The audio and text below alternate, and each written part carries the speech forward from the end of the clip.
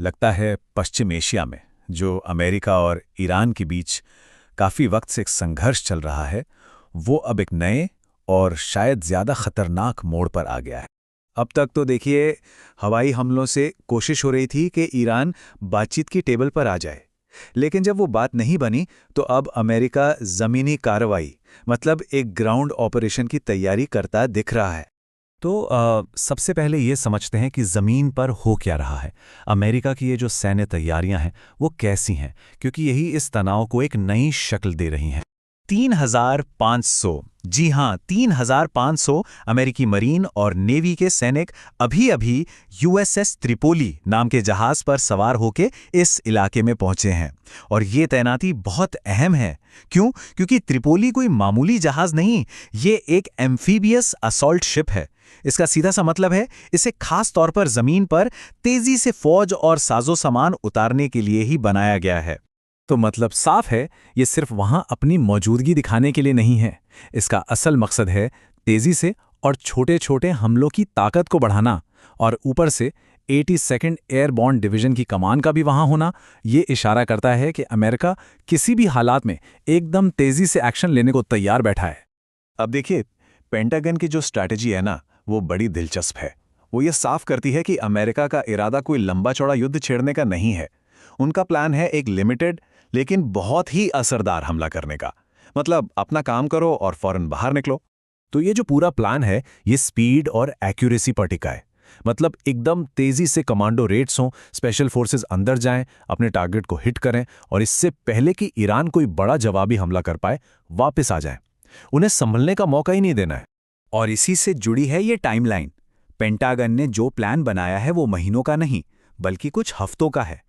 ये बात फिर से वही इशारा कर रही है कि वो एक जल्दी और निर्णायक नतीजा चाहते हैं।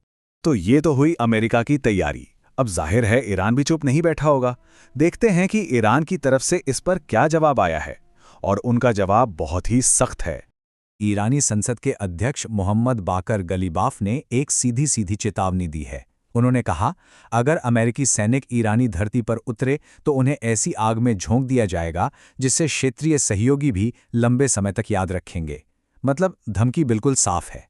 और ये तनाव सिर्फ फौजी लेवल पर नहीं है, डिप्लोमैटिक लेवल पर भी बात बिगड़ चुकी है। अमेरिका ने पाकिस्तान के जरिए एक 15 पॉइंट का प्लान भेजा था, जिसे तेहरान ने सीधे सीधे रिजेक्ट कर दिया है। और यहीं पे दोनों की सोच का फर्क साफ दिखता है। अमेरिका कह रहा है कि ये एक डिप्लोमैटिक प्रपोजल था, बातचीत का एक रास्ता। लेकिन ईरान इसे देख रहा है वॉशिंगटन की मर्जी की लिस्ट के तौर पर। उन्हें लग रहा है कि ये उनसे सरेंडर करने के लिए कहा जा रहा है। तो ऐसे में बातचीत का रास्ता तो बंद होना ही था। गलीबाफ ने यह भी कहा कि दुश्मन बातचीत की बात करता है, लेकिन जमीन पर हमले की तैयारी कर रहा है। हम कभी अपमानित नहीं होंगे। तो ईरान को लगता है कि ये जो बातचीत की पेशकश है, ये असल में एक धोखा है, फौजी हमले को छिपाने का एक पर्दा, और वो इसे किसी भी कीमत पर मानने को तैयार नहीं है। तो अब सवाल ये उठता है कि आगे क्या होगा? सिचुएशन बहुत गंभीर है। अब ये समझना जरूरी है कि क्या टकराव ही एकमात्र रास्ता है या फिर डिप्लोमेसी की कोई गुंजाइश अभी भी बाकी है। देखिए, एक तरफ फौजी हलचल तो है, लेकिन पर्दे के पीछे डिप्लोमेटिक कोशिशें भी चल रही हैं। पाकिस्तान में एक अहम बैठक हो रही है जिसमें सऊदी अरब, तुर्की और मिस्र जैसे बड़े देश शामिल हैं। और इन सब का मकसद एक ही है कि कैसे भी करके इस मामले को और बिगड़ने से रोका जाए। और इस पूरी रणनीति में एक नाम बहुत अहम है, खार्ग आइलैंड। ये ईरान का एक द्वीप है।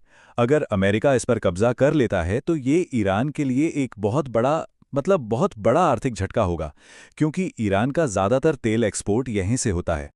तो ये सब देखकर एक ही सवाल मन में आता है, क्या पश्चिम एशिया एक बड़े युद्ध के मुहाने पर खड़ा है? हालात जिस तेजी से बदल रहे हैं, लगता है इसका जवाब हमें आने वाले कुछ हफ्तों में मिल जाएगा।